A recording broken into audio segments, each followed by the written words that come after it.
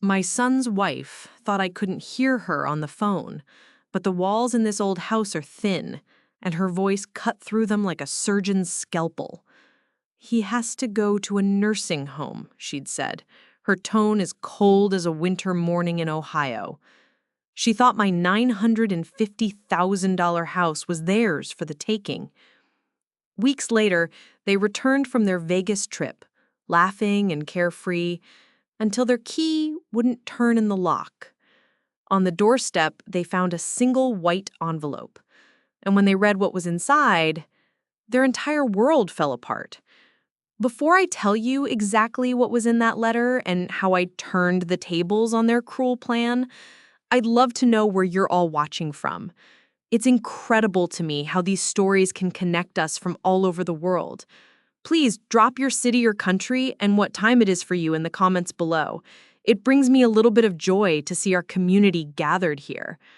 My name is Eleanor Vance. I'm 72 years old, and this is the story of how I took back my life. It all began subtly, like the first chill of autumn in the air. I live in a quiet, tree-lined suburb in Ohio, in the house my late husband Richard and I built with our own two hands. After he passed, the silence was deafening. So when my son, Michael, and his wife Tiffany suggested they move in to help me out, a part of me was relieved. I thought I was gaining a family again. Instead, I had invited two vultures into my nest. The strange things started happening a few months ago. Little things. Things you'd brush off as simple forgetfulness. One morning, my car keys weren't on the hook by the door where I've kept them for 40 years. I searched the whole house, my frustration mounting, until Tiffany opened the refrigerator with a dramatic sigh. "Oh, Eleanor," she said, pulling them out from behind the milk carton, "you're getting so forgetful. We need to be more careful." She smiled, but her eyes were cold. I knew, with a certainty that chilled me to the bone, that I had not put my keys in the refrigerator. A week later, my reading glasses, my constant companion, vanished. We turned the living room upside down. Michael was getting visibly annoyed. Finally, Tiffany pulled them from the depths of the laundry hamper, tangled in a set of bedsheets. She held them up for Michael to see, shaking her head with that same look of practiced, pitying concern. "See, Michael? This is what I've been worried about." He just sighed, avoiding my eyes. Each time it happened, a small piece of my confidence was chipped away. They were painting a picture of me as a confused, incompetent old woman. A narrative. A justification for something I couldn't yet see. I felt a knot of dread tightening in my stomach. This wasn't just forgetfulness. This was a strategy. This was gaslighting. I started to feel like a guest in my own home, my every move scrutinized. Tiffany would watch me pay for groceries with a check and make a comment about how nobody does that anymore. She'd see me talking to Richard's photograph on the mantelpiece and exchange a knowing glance with Michael. They were building a case against me, brick by painful brick. I was becoming a problem to be managed, a liability to be dealt with. The love and warmth of my home were being replaced by a creeping, cold anxiety. But that was all just a prelude. The small, confusing moments were just the opening act for a betrayal so cruel, so calculated, that it would force me to become a person I never knew I could be. They had underestimated me. They saw a frail old woman. They were about to meet the woman Richard had married, a woman with a spine made of steel.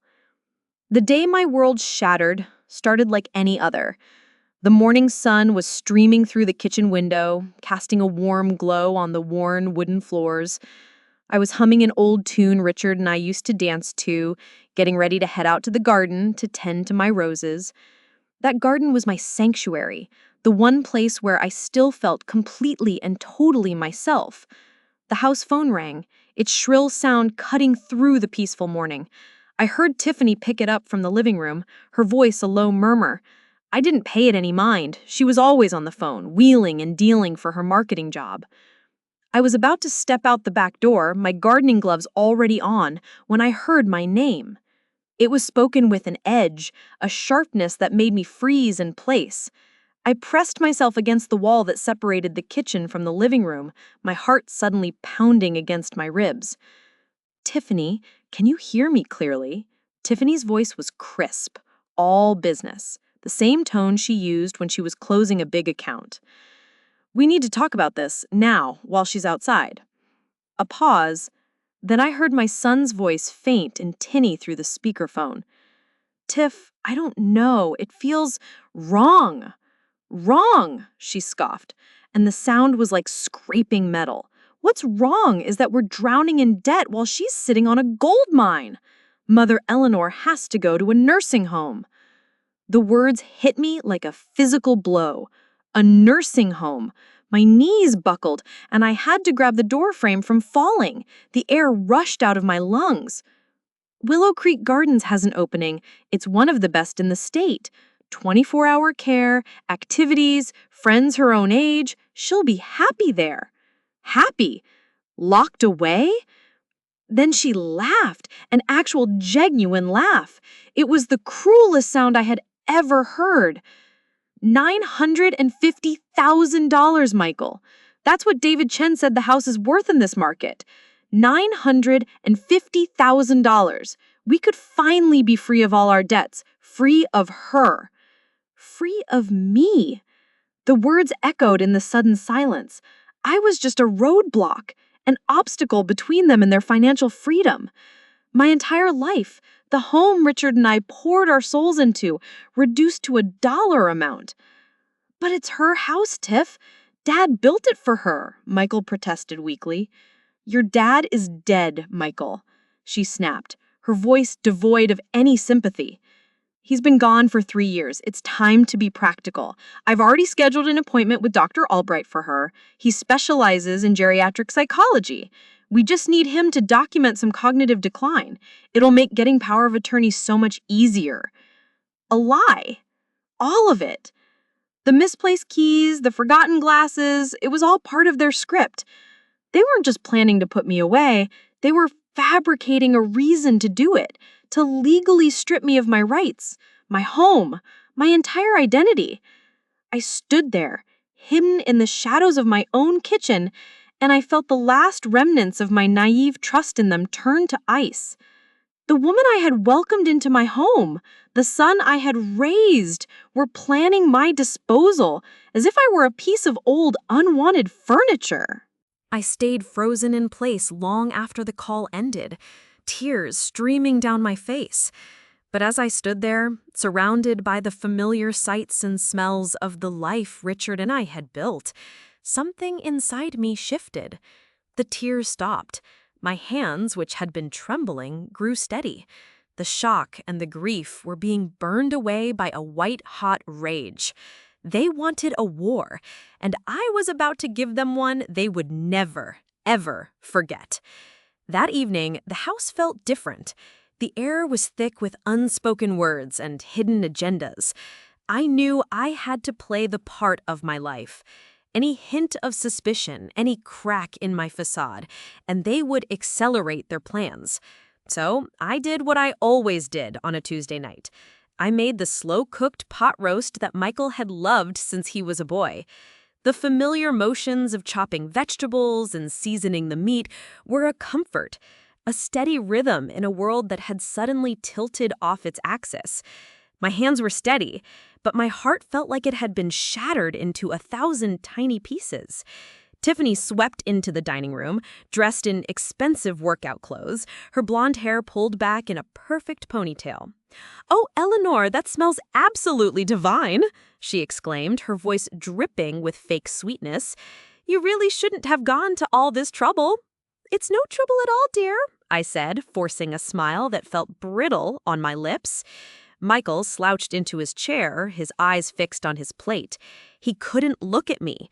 He had his father's dark hair, but none of his backbone. He looked like the same guilty little boy who had once broken my grandmother's antique vase and tried to hide the pieces.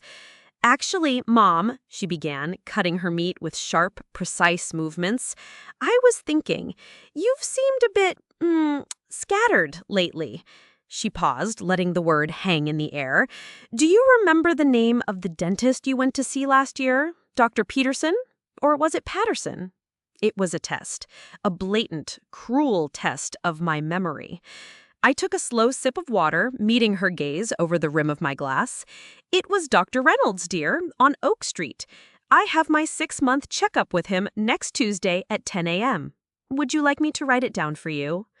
Her smile tightened ever so slightly. She wasn't expecting me to be so sharp. But the games didn't stop there. As we were eating, my phone buzzed on the counter.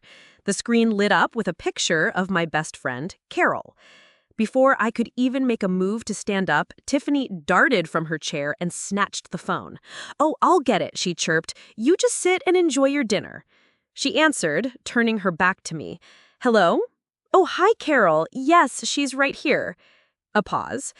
"You know, she's actually not feeling too well this evening. A bit tired and confused.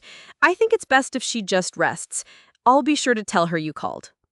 And then she hung up. She ended the call with my oldest and dearest friend, painting me as a feeble invalid who couldn't even take a phone call. She turned back to me, placing the phone face down on the counter. "Just Carol," she said dismissively, "worrying about you as usual." She cut me off from my friend, right there, in front of my face. It was cruel. It was calculated. It was an act of isolation.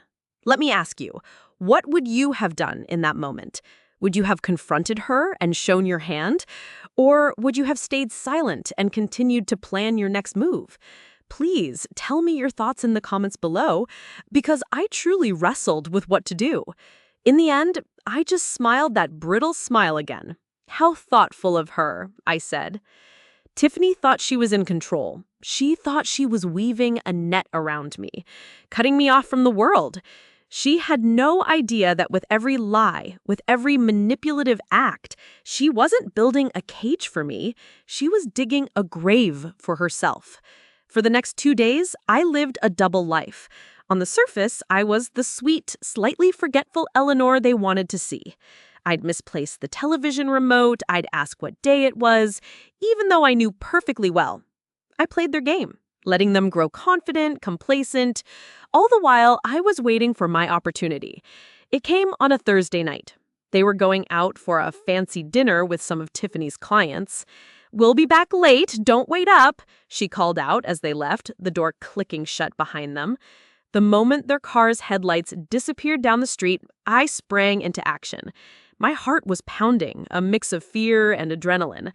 I went straight for the family tablet they kept on the coffee table in the living room. It was a shared device, something they'd insisted on getting so we could share photos and calendars.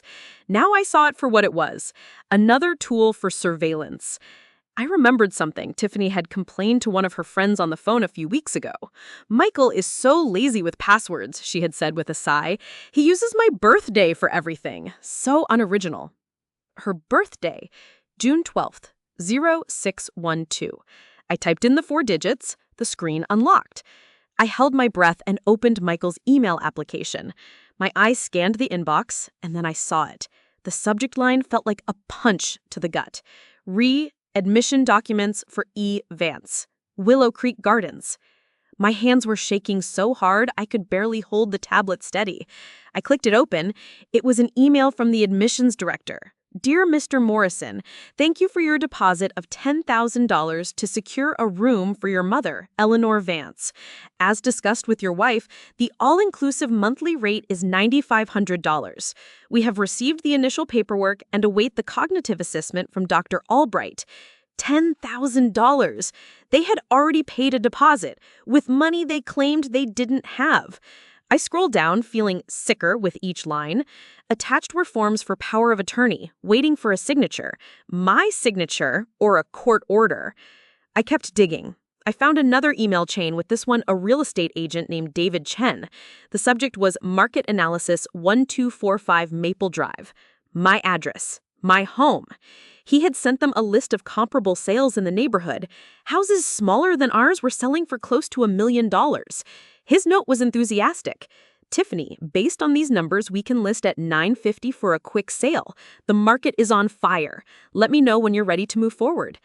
But the final devastating blow came from an email Tiffany had sent to a friend, a lifestyle blogger she idolized. The subject line was "Big News and Kitchen Goals."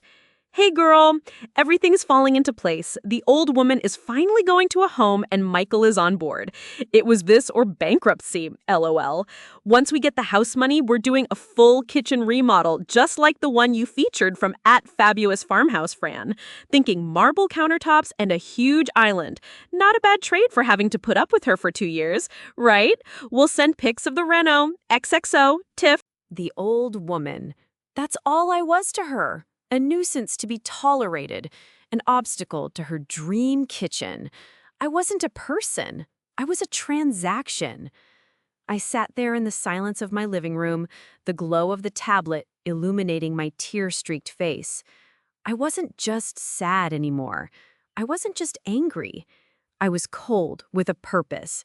I took my phone and carefully, methodically photographed every single email, every document, every cruel word. They had provided me with all the ammunition I would ever need.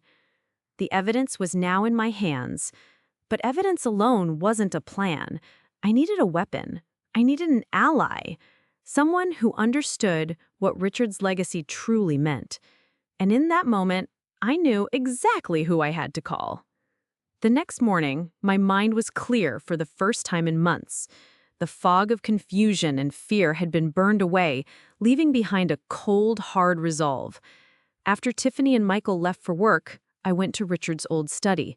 The room was just as he'd left it, filled with his books on architecture and construction. It smelled of old paper and his faint, lingering scent of sawdust and pipe tobacco. It was my sanctuary within a sanctuary.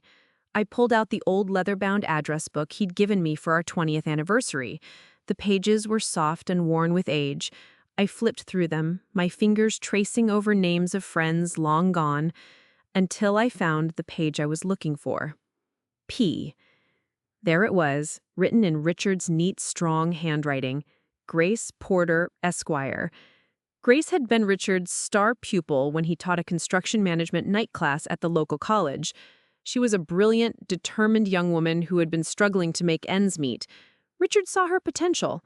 He'd mentored her, encouraged her to go to law school, and even co-signed her student loan when no one else would. She'd spoken at his funeral, her voice thick with emotion, as she called him the man who had changed her life. I hadn't spoken to her since, but I was praying she remembered the man my husband was. I dialed the number, my heart thumping a steady rhythm against my ribs. "Porter Law Offices, how may I direct your call?" a professional voice answered. "May I please speak with Grace Porter?" I asked, pleased that my own voice didn't waver. "This is Eleanor Vance." There was a brief pause. "Mrs. Vance, Richard's wife?" The receptionist's tone softened immediately. "Of course. One moment, please." A click, and then Grace's voice came on the line, warm and full of concern. "Eleanor, what a wonderful surprise! How are you?" "Grace," I said, getting straight to the point, "I'm in trouble, and I need your help." The words tumbled out of me in a torrent. I told her everything. The overheard phone call, the gaslighting with the keys and glasses, the intercepted call from my friend, the emails I had found on the tablet, the nursing home deposit, the realtor, the disgusting message about her dream kitchen. I told her about their plan to get power of attorney, to have me declared incompetent. There was a heavy silence on the other end of the line. For a moment, I was afraid she wouldn't believe me, that she would think I was just a paranoid old woman. Then she spoke, and her voice was no longer just warm. It was steel. "The bastards," she muttered, then quickly apologized. "No," I said quietly. "You're right. That's exactly what they are." "Eleanor, are you safe right now? Are you in any immediate danger?" "Not physically," I said, "but they're trying to steal my life, Grace. They're trying to erase me." "Not on my watch," she said, and I could hear the conviction in her voice. Richard saved my career. He believed in me. He owes him everything, and I will not let those two destroy his legacy or you. Can you come to my office tomorrow morning at 10? And Eleanor, don't drive yourself. Take a rideshare to the coffee shop on Main Street. I'll have my assistant meet you there. We can't risk them knowing. I hung up the phone, a feeling I hadn't experienced in months washing over me. Hope. They thought they were dealing with a helpless old woman. They had no idea I had an army of one on my side, and we were about to go on the offensive. The next morning, I told Tiffany I was meeting my book club for a late breakfast. She barely looked up from her phone. "That's nice, dear. Don't forget to take your medication." I just smiled sweetly and walked out the door. Grace's office was in a sleek, modern building downtown that overlooked the river. It felt a world away from the suffocating atmosphere of my house. Grace herself was just as I remembered, sharp and impeccably dressed, her dark hair now streaked with a distinguished silver. Her eyes, however, held the same fire I remembered from 20 years ago. "Tell me everything, from the beginning," she said. And so I did. I showed her the photos on my phone of the emails. I recounted every lie, every manipulative trick. She listened intently, taking notes on a yellow legal pad, her expression growing darker with each detail. When she finished, she sat back in her chair. "And what they are doing is not just morally reprehensible, Eleanor. It's a textbook case of elder abuse and attempted fraud, and we are going to stop them. Cold." She pulled a thick file from her drawer. "I need to ask you something. After Richard passed, did you ever update the title on the house?" "No," I admitted. "I was so overwhelmed. It's still in both of our names." A slow smile spread across Grace's face. "That is actually fantastic news. In Ohio, with a joint and survivorship deed, which I'm certain is what Richard would have set up, the house automatically became 100% yours upon his death. Michael has no legal claim to it whatsoever unless you grant it to him." I felt a weight lift off my shoulders. But what about the power of attorney? "They would need your consent, or they'd have to prove in court that you're incompetent. And based on our conversation today, you are as sharp as a tack. No legitimate doctor would ever declare you incompetent." Then she slid a document across the desk to me. "But this, Eleanor, is the real nail in their coffin. Richard came to see me about 6 months before he passed." My breath caught in my throat. "He did?" "He never told you because he didn't want to cause a rift between you and Michael, but he was worried. Michael had started making comments about the house's value, about how much money was tied up in it. Richard saw the writing on the wall, so he had me draw this up." She pointed to a clause. "It's called a right of first refusal. He set up a trust with you as the sole beneficiary. This clause legally requires that if you ever decide to sell the house, you must first offer it to that trust." Essentially, he made it legally impossible for Michael to ever force a sale or take the house from you without your express consent. He was protecting you, even from the grave. Tears welled in my eyes. My Richard, always thinking, always protecting. "But we can do better than just protect you," Grace said, leaning forward, her eyes gleaming. "We can turn the tables on them completely. Are you interested in a little proactive defense?" "What do you have in mind?" I asked, my voice barely a whisper. "We sell the house," she said simply. "Now, while they're planning their little trip to Vegas. We find a cash buyer, close the deal in 10 days, and move the money into a new bank account at a different bank in your name only. By the time they get back, the house will be sold, you'll be gone, and there won't be a single thing they can do about it."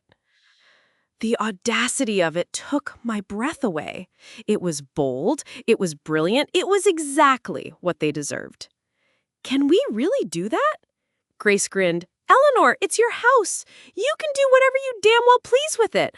I know the perfect realtor. His name is David Chen. He's discreet, he's fast, and he hates bullies." The plan was set. The pieces were in motion. They thought they were the hunters, but they were about to find out they were the prey. David Chen was exactly as Grace had described, professional, efficient, and possessing a calm, reassuring demeanor that immediately put me at ease. We met in Grace's conference room the next day. He had already pulled the latest market data, and his eyes lit up as he talked about my property. Eleanor, your house is a gem. The large lot, the original hardwood floors, that incredible garden. In this market, it's highly desirable. But you need speed and discretion, not a bidding war. Exactly, Grace affirmed. Here's my proposal, David continued. I have a client, the Miller family. They're relocating from California for a new job at the university. They've been outbid on 3 other houses and are getting desperate. They're pre-approved, all-cash buyers, and they can close in 10 days. Most importantly, they're not looking for a flip. They're looking for a home, a place with soul to raise their 2 kids. I think they would offer $920,000 as is to lock it down quickly. $920,000? The number seemed astronomical. Richard and I had built the house for under $50,000 back in 1983. There's one problem, I said, my mind racing. How do I show the house without Michael and Tiffany knowing? They watch my every move. David smiled. We don't need an open house. I'll arrange a private viewing this Sunday. You mentioned they go to brunch at the country club every Sunday from 11 to 3, like clockwork. I nodded. It was their sacred ritual, a chance for Tiffany to network and show off. Perfect, David said. I'll bring the Millers by at noon. 1 visit. That's all we'll need. If they love it, and I know they will, we'll have a signed offer in our hands by Monday morning. The plan was falling into place so fast it made my head spin. I felt a surge of both terror and exhilaration. Sunday arrived, a bright, clear Ohio day. As Michael and Tiffany left for their brunch, Tiffany gave me a parting shot. Try not to burn the house down while we're gone, Eleanor, she said with a smirk. I just smiled my sweet, vacant smile. Have fun, dears. At exactly noon, a silver minivan pulled into my driveway. A young couple, Sarah and Tom Miller, got out along with their 2 children. The youngest, a little girl of about 6 with bright pigtails named Emily, made a beeline for my rose garden. Mommy, look! The flowers are so pretty, she squealed with delight. Sarah rushed over, an apologetic look on her face. I'm so sorry. She's obsessed with gardens. Don't you ever apologize for that, I said, my heart softening. Gardens are meant to be loved. Would you like to see the Richards Radiance roses? I named them after my late husband. As I showed little Emily the deep red blooms, explaining how to care for them, I saw Sarah wipe a tear from her eye. Later, as we toured the house, she pulled me aside in the hallway. Mrs. Vance, she said quietly, David explained a little about your situation. I just want you to know, if we are lucky enough to buy this house, we will cherish it. We will take care of your roses. We've been looking for a place that feels like a real home, not just a property. They saw it. They saw the love and the history in the walls, the craftsmanship in the bookshelves Richard had built, the soul of the place. They didn't see a dollar sign. They saw a future. After they had seen everything, Tom Miller shook my hand. He said, We'd like to make an offer, he said, his voice sincere. Full asking price, $920,000, cash. We can close in 10 days.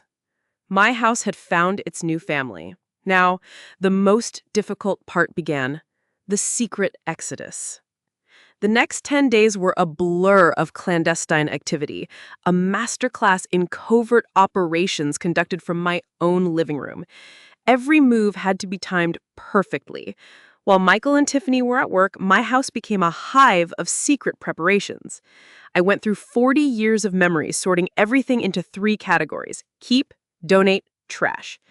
It was a heartbreaking but liberating process. I was shedding the weight of the past to make way for the future. Grace had already set up the new bank account at a completely different bank from the one Michael and I shared. She had also arranged for me to purchase a small, sunny condominium in a lovely 55-plus community in the next town over. It was all mine, bought and paid for with cash.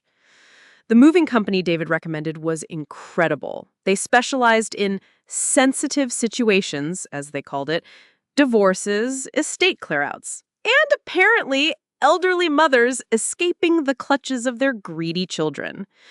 On Monday morning, the day Michael and Tiffany left for their 5-day trip to Las Vegas, the movers arrived. They were quiet, efficient, and respectful. Just the items with the blue stickers, I instructed the foreman, a kind man named Hector. I was leaving most of the heavy furniture. The Millers had fallen in love with the classic style, and I had no need for it in my new, smaller space. I was taking only the things that held my soul, my photographs, Richard's toolbox, my grandmother's china, the quilt my mother had made for my wedding. Everything fit neatly into one small moving truck. By noon, my part of the move was done. The house looked almost the same, just less like me. It was clean, impersonal, waiting for a new life to fill its rooms. That afternoon, I went to Grace's office to sign the final closing documents for the house sale. The wire transfer was confirmed. $920,000 was now sitting in my new, secure bank account. Congratulations, Eleanor. You did it, Grace said, giving my hand a squeeze. That evening, I spent one last night in the house. I had sent Michael and Tiffany a text. Staying with my friend Carol for a few days to give you two some space. Have a wonderful time in Las Vegas. They responded almost instantly with a thumbs up emoji. They hadn't even noticed that my friend Carol had moved to Florida 2 years ago. I walked through the empty rooms, my footsteps echoing on the hardwood floors. I ran my hand along the doorframe in the kitchen where we had marked Michael's height each year. I stood at the window, looking out at my garden under the moonlight. It was a painful goodbye, but it wasn't a sad one. I wasn't losing a home. I was reclaiming my life. The next morning, before I left for the final time, I did 2 things. In the kitchen, I left a bottle of good champagne and a note for the Millers. It read, "May you build as many happy memories here as we did. P.S. The Roses love classical music." Then, I took a plain white envelope. Inside, I placed a single, carefully worded letter. I sealed it and placed it precisely on the center of the kitchen island, right where they always dropped their keys and mail. As I drove away for the last time, I didn't look back in the rearview mirror. I wasn't running from something. I was driving toward a battle I knew, with absolute certainty, I was about to win. The next 5 days were the calm before the storm. I settled into my new condo, unpacking boxes and arranging my treasured belongings. It was smaller than my old house, but it was bright and peaceful, and it was mine. No one could take it from me. I bought a new phone with a new number. I set up new utilities. I was, for all intents and purposes, a ghost. On Friday afternoon, Grace called me. "They're on their way back from the airport," she said. "The show is about to begin. Are you ready?" "I've been ready since the day I heard that phone call," I replied, my voice steady. "Good," she said. "I've got the camera feed up on my monitor. Come on over. I've made popcorn." Grace had arranged for a small, discreet security camera to be installed on the porch of my old house before the closing. Perfectly legal since I was still the owner at the time. We were about to have a front row seat to the implosion of their greedy little world. I sat in Grace's plush office chair, my eyes glued to her large computer monitor. The screen showed a clear, high-definition view of my former front porch and driveway. It felt surreal, like watching a movie of a life I used to live. At 4:17 p.m., a sleek, black BMW turned into the driveway. My heart gave a little jolt. It was them. Michael got out first, stretching after the long flight. Tiffany emerged from the passenger side, already on her phone, laughing at something. They looked tanned, relaxed, and utterly oblivious. The casual cruelty of their happiness made my stomach clench. They looked like they didn't have a care in the world, all while their entire world was about to be ripped out from under them. They grabbed their expensive luggage from the trunk and sauntered up the walkway. Michael reached the front door first, fumbling for his key. We could hear his frustrated grunt through the camera's microphone. "What the hell?" Tiffany pushed past him, ever impatient. "Let me try," she said. She snatched the key from him and tried it herself. Same result. The lock was solid. It wouldn't budge. The Millers had already had the locks changed that morning. "Did your mom change the locks?" Michael asked, his voice a mixture of confusion and annoyance. "Why on earth would she do that?"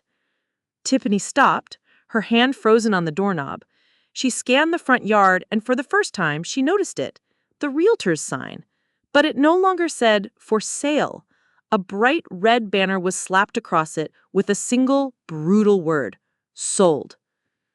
"Michael," she said, her voice suddenly a high-pitched shriek. "What is that? What is that sign?" They both scrambled off the porch and ran across the lawn to the sign, staring at it in disbelief. Michael pulled out his phone, frantically dialing the realtor, David Chen.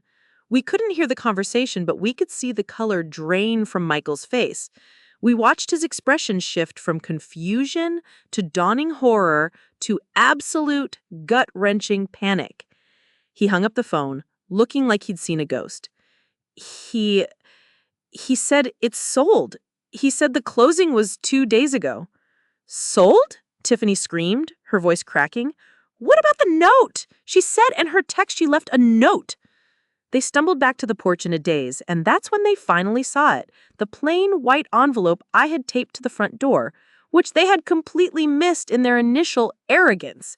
Michael's hands were shaking as he ripped it from the door. He tore it open. The whole world was about to crash down on them, all because of a few words on a single piece of paper.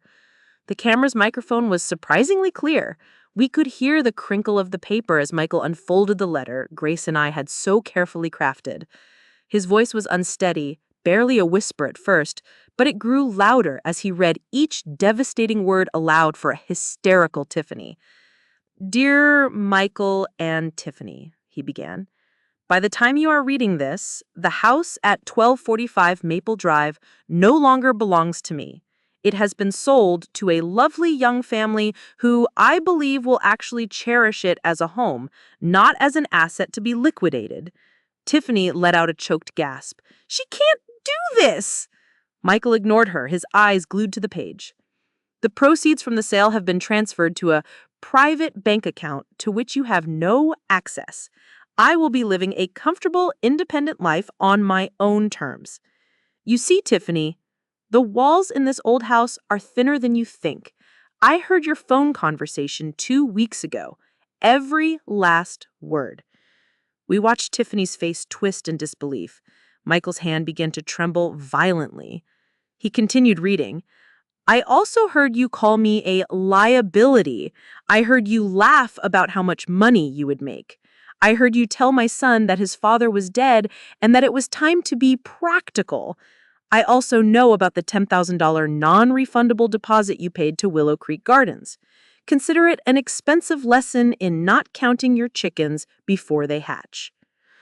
"Oh my God," Tiffany breathed, stumbling back a step. "And just so we are perfectly clear," Michael's voice cracked as he read the next part, "I have copies of all your emails, the ones with the realtor, the ones with the nursing home, and yes, Tiffany, I even have a copy of the email you sent to your blogger friend, the one where you called me the old woman and were already planning your new kitchen with my money. I have everything." The silence that followed was heavy, broken only by Tiffany's ragged breathing. The letter wasn't just telling them what I did, it was showing them exactly how I knew, stripping away every lie and leaving their rotten intentions bare for the world to see. Michael's voice was hoarse as he read the final paragraphs. "I am not senile, I am not incompetent, and I am not your victim. I am a 72-year-old woman who built a life and a home with her husband through decades of hard work, love, and sacrifice.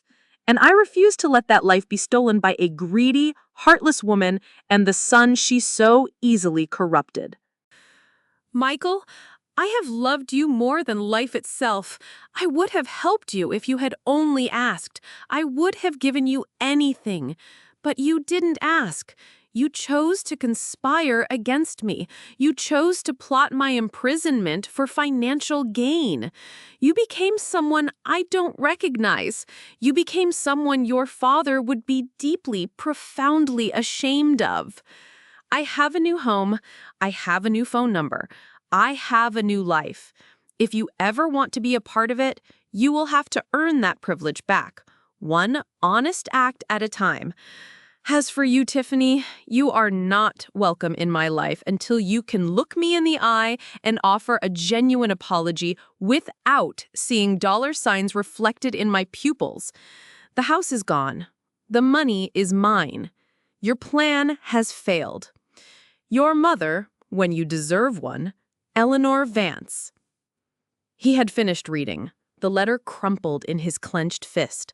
He just stood there, swaying slightly, a man whose entire world had just been demolished by a single piece of paper.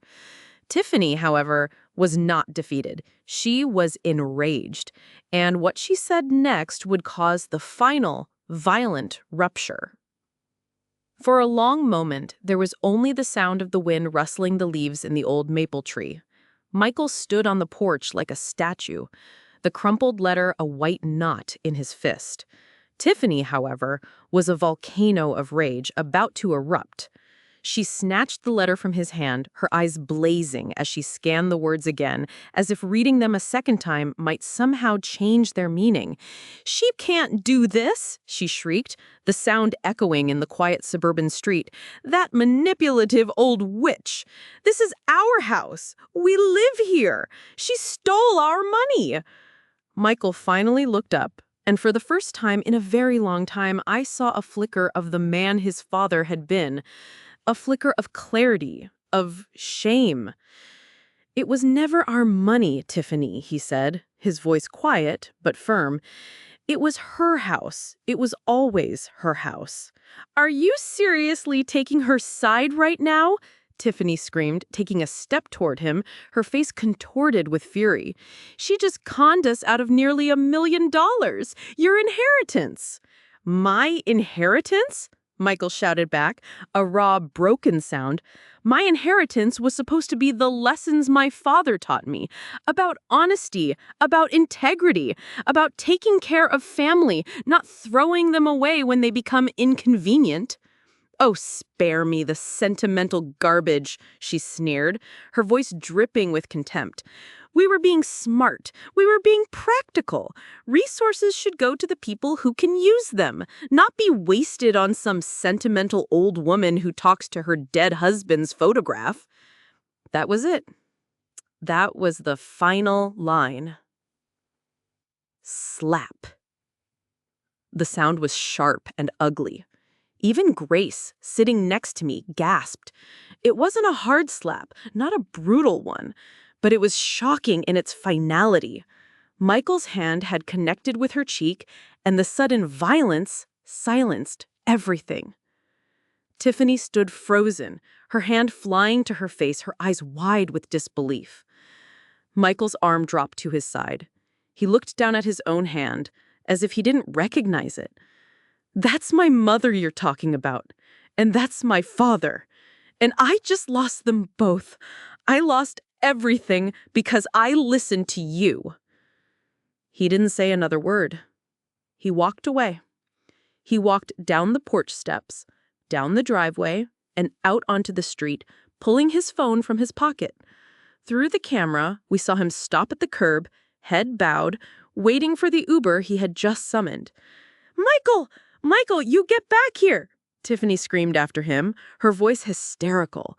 "What about our debts? What about our plans? What about my kitchen? You coward! You're leaving me with nothing!" But he never looked back. I sat there in Grace's office watching my son walk away from the house, away from the woman who had poisoned his soul, away from the wreckage of the life they had planned to build on my bones. My heart ached for the little boy he once was. But for the first time in years, I felt a sliver of hope for the man he might still become. The storm had broken. And now, in the quiet aftermath, the real work of rebuilding had to begin. 3 days passed in absolute silence. I didn't hear a word from Michael. A part of me wondered if he had just disappeared, run away from the mess he had helped create. But another, deeper part of me knew he would find me. He was still my son, and when he was truly lost, he always found his way back home. Or, in this case, to the last person he knew he could trust to find me. On Monday morning, the call came from Grace's receptionist. "Mrs. Vance, there's a Michael Vance here to see you. He says he's your son. He seems very distressed. Should I call security?" "No, Brenda," I said, my voice calmer than I felt. "Thank you. Please tell him I will meet him at the coffee shop across the street in 10 minutes. I needed neutral ground. I needed a place where raw emotion would be tempered by the presence of strangers. I chose a small table by the window, ordered my usual Earl Grey tea, and waited. When Michael walked in, I almost didn't recognize him. The confident, polished man who had left for Vegas was gone. In his place was a hollowed-out shell. He looked like he hadn't slept or eaten in days. His eyes were red-rimmed and puffy, his expensive clothes were wrinkled, and he had a dark stubble on his cheeks. He stood uncertainly by my table, looking less like a 45-year-old man and more like a lost little boy. "Mom?" he asked, his voice cracking. Can I sit down?" I simply nodded, gesturing to the chair opposite me. For a long, painful minute, we just stared at each other. I saw flashes of the boy I had raised, the toddler who took his first steps into my arms, the teenager who cried on my shoulder after his first heartbreak, the young man who stood beside me at Richard's funeral and promised he would always take care of me. Where had that boy gone? "Mom?" he began, and then the dam broke. Tears streamed down his face, and he didn't even try to wipe them away. I took a slow sip of my tea, letting the warmth of the cup steady my hands. I had to ask. I had to know. "Are you sorry because you got caught, Michael? Or are you sorry for what you planned to do to me?" He flinched as if I had struck him. "Both," he choked out. "Everything. I'm sorry for everything. I don't even know who I became, Mom. How could I do that? How could I even think about doing that to my own mother?" "You let Tiffany's voice become louder than your own conscience," I said flatly. "It wasn't just her," he said, shaking his head. "I made my own choices. I let her convince me. But God, Mom, the debts were suffocating us. My old student loans, the credit cards, the mortgage on a house we were trying so hard to keep up with. She said it was the only way out." "There is always another way, Michael," I said softly. "You could have talked to me. You could have been honest. You could have asked for help. But you didn't. You chose to plot and to lie." He broke down completely then, his shoulders shaking with silent, racking sobs. People in the coffee shop were starting to stare, but I didn't care. Let them look. Let them see what betrayal does to a family. "Dad would hate me," he finally whispered through his tears. "Yes," I agreed, my voice unwavering. "He would." That single, honest word seemed to stop his tears. He looked at me with such raw pain in his eyes that the mother in me wanted to reach across the table and comfort him, but I held my ground. This wasn't about comfort. This was about consequences. I had to know if his remorse was real or if this was just another performance. I let the weight of my words settle between us. The truth, as painful as it was, needed to be aired out. I saw the fight go out of him, replaced by a look of utter defeat. "What happened with Tiffany?" I asked him, my tone shifting from maternal disappointment to something more clinical. He took a shaky breath. "She's gone. She flew to Florida to stay with her sister. She filed for divorce online yesterday. Said I ruined everything. Said I was weak and couldn't manage our assets properly." He let out a bitter, humorless laugh. "Manage you? Like you're a stock portfolio to be managed, not my own mother." The venom in his voice, when he spoke of her, was new. It was a sign that her spell over him was truly broken. "What do you want from me, Michael?" I asked him directly. There could be no more games, no more hidden meanings. He was quiet for a long time, just staring into his empty coffee cup. "Nothing," he finally said, his voice quiet. "I don't deserve anything from you. Not a penny, not a second of your time, I know that." He reached into his jacket pocket and pulled out a wrinkled envelope. He slid it across the table. Inside was a cashier's check for $10,000. "It's the deposit for that place," he explained, unable to even say the name. "I emptied my personal savings account. It's all I have. I know it doesn't fix anything, but I couldn't stand the thought of you being out that money because of us." I pushed the envelope back toward him. "I don't want your money, Michael." His face fell. "Then what? What can I possibly do? How can I ever begin to fix this?" I looked at my son, really looked at him, for the first time in years. I looked past the expensive suit, past the betrayal, past the weakness. I searched for the boy Richard and I had raised, the one who was kind and decent. I had to believe he was still in there somewhere, buried under years of debt and bad choices. "Therapy," I said, my voice firm and clear. "You will start individual therapy immediately. You need to understand how you allowed yourself to get to this point, or I promise you, you will repeat it. And if, and only if, I ever feel you are ready, we will go to family therapy together." He nodded immediately, his eyes wide. "I've already started. I had an emergency session yesterday. My therapist said..." No excuses.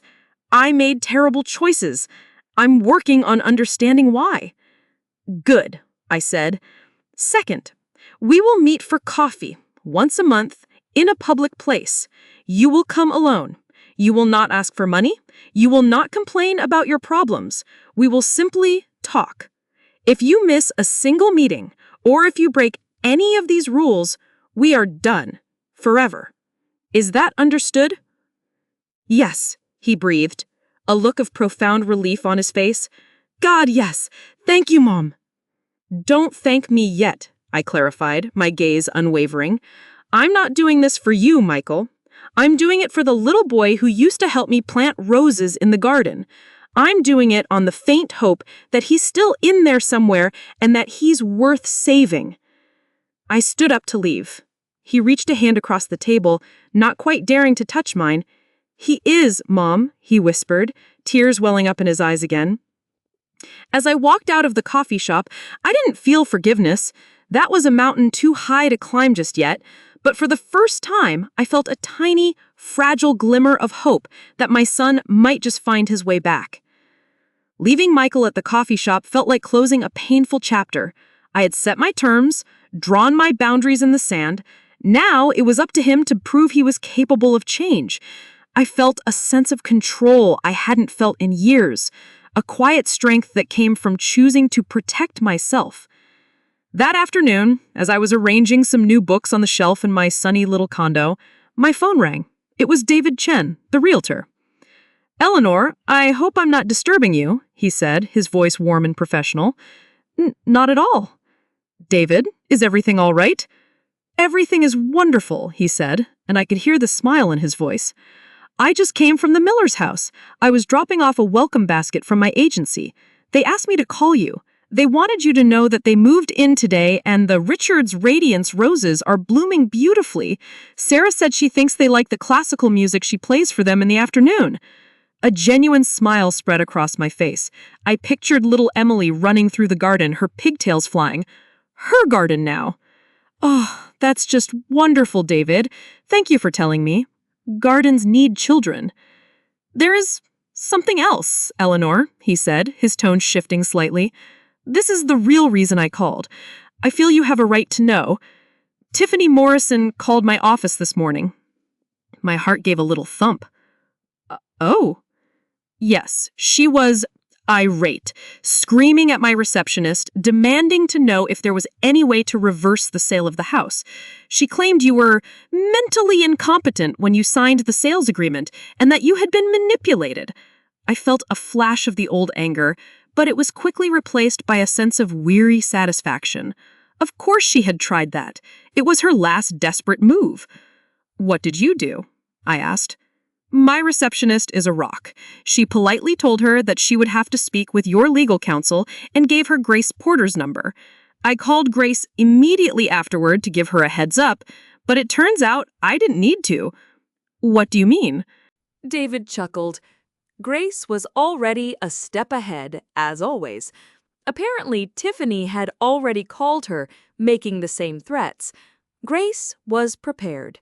She informed Tiffany that any attempt to challenge the sale would be met with a countersuit for elder abuse, fraud, and defamation. She then emailed Tiffany's new lawyer, because apparently she has one, a package. "A package?" I asked, intrigued. "Oh, yes," David said, clearly enjoying the story. "It contained copies of the emails you found, a notarized statement from your new physician, Dr. Matthews, confirming your complete mental competency based on a full evaluation you took last week, and the pièce de résistance, a high-quality audio file of a certain phone call that was recorded on your home phone line." I had completely forgotten. After the first few gaslighting incidents, I'd become so paranoid that I'd enabled a call recording feature on my landline service. The entire conversation, every cruel word between Tiffany and Michael, was captured. Grace informed her lawyer that if they proceeded, this package would become public record in a court filing. David concluded. I haven't heard a peep from her since. I think it's safe to say, Eleanor, that the ghost of Tiffany Morrison has been officially exorcised. I hung up the phone and walked over to my window, looking out at the small courtyard of my new community. Women my age were chatting, laughing, walking their dogs. It was a world away from the toxic silence of my old home. The final loose end had been tied up. The final battle had been won without me even having to lift a finger. I was truly, completely, and finally free. The 6 months that followed were like waking up from a long, terrible fever. The world seemed brighter, colors more vibrant. My new life began to take on a gentle, peaceful rhythm. I joined the community gardening club, where my skills with roses were treated with something akin to reverence. I started volunteering twice a week at the local library, reading stories to children. Their bright, innocent faces were a balm to my wounded soul. My morning walks with my new neighbor, a witty and warm woman named Patricia, became a cherished ritual.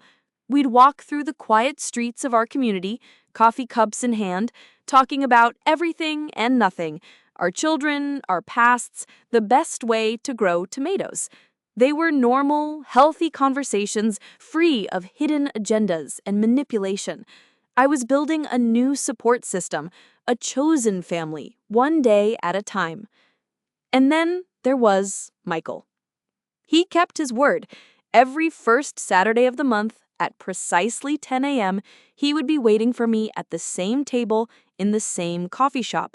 He never missed a meeting, he never came late, he never broke the rules. The first few meetings were awkward, stilted. We talked about the weather, about sports, about safe, impersonal topics.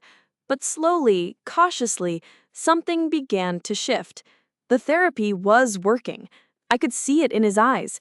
The haunted, guilty look was being replaced by a quiet clarity. He started talking about his work, not to brag, but to share his passion for it. He told me he had sold the big house he and Tiffany had shared, paid off a huge chunk of their collective debt, and moved into a small, modest apartment he could actually afford. "It's strange, Mom," he said during our fourth meeting. "For years, Tiffany drove us to get more. A bigger house, a fancier car, more expensive vacations. I thought that's what success was. But now, I have less than I have had in 20 years, and I feel lighter, freer." He was starting to untangle his self-worth from his net worth. He was learning to be his own man, not the man Tiffany had molded him into. During our 6th meeting, he brought up his father for the first time. "I've been thinking a lot about Dad," he said, staring into his cup, "about what he would say if he saw what I did." "What do you think he would say?" I asked gently. He looked up, and his eyes were filled with a deep, sober understanding. He'd say that a man is defined by what he builds, not what he owns. He'd say that you take responsibility for your mistakes and you spend the rest of your life trying to make it right. I I want to make it right, Mom. Not with money. I know that's not what this is about, but with my time, with my presence. I want to be the son you and Dad deserved all along. It was the breakthrough I had been waiting for, the first genuine sign that the boy I had raised was finally fighting his way back to the surface. It wasn't forgiveness, not yet, but it was the beginning of a path towards it. I was slowly, carefully replanting the roots of our relationship in new, healthier soil, waiting to see if they would take hold. And for the first time, I truly believed they might. 2 years after that fateful day, my life was unrecognizable in the most wonderful way. My condo was a home, filled with laughter, the smell of fresh-baked cookies, and the company of good friends. The quiet peace I had craved was now my daily reality. The relationship with Michael had continued to mend, slowly and carefully. He had never missed a coffee date. He had continued with his therapy. He was rebuilding his life with a quiet integrity that would have made his father proud. One sunny Sunday afternoon, my doorbell rang. It was Michael. But he wasn't alone. Standing beside him was a woman with a kind smile and warm, intelligent eyes. She was holding a small bouquet of daisies. "Mom," Michael said, a nervous but happy energy about him, "I'd like you to meet Sarah. Sarah, this is my mother, Eleanor." "It is such an honor to finally meet you, Mrs. Wance," Sarah said, her voice genuine and warm. "Michael has told me so much about you." I invited them in, and we spent the afternoon talking and laughing. Sarah was a kindergarten teacher, a gentle soul who radiated kindness. I watched the way she looked at Michael and the way he looked at her. There was a realness there, an easy comfort that had been painfully absent in his previous life. She saw him, the real him, not a means to an end. As they were getting ready to leave, Michael took my hand. "Mom, there's something we wanted to tell you in person," he said, sharing a look with Sarah. She placed her hand on his, on top of mine. "We're engaged," she said, her eyes sparkling. "And we're having a little girl." The news hit me with a wave of emotion so powerful it took my breath away. A baby, a grandchild. "We're having a little girl," Michael added, his voice thick with emotion, "and we were hoping we would be so honored if her middle name could be Eleanor." Tears streamed down my face, but for the first time in a long, long time, they were tears of pure, unadulterated joy. I looked at my son, the man who had clawed his way back from a terrible darkness, and the wonderful woman by his side. They were building a future, a real future, based on love and respect. I was going to be a grandmother. I was going to be there for my grandchild, not as a live-in babysitter or a financial resource, but as a cherished, respected, and independent part of their family. I would have her on my terms, in my own home, with my dignity not just intact, but stronger than ever before. I had fought for this future. I had earned this peace. What would you have done in my situation? Have you ever had to make a difficult choice to protect your own well-being from the people you love? Please share your thoughts and experiences in the comments below. Your stories matter, and they remind us that we are not alone. If this story touched you, please give it a like and share it with someone who needs to hear that it is never, ever too late to reclaim your power and rewrite your own ending. Thank you for listening. Remember, loving yourself isn't selfish, it's survival.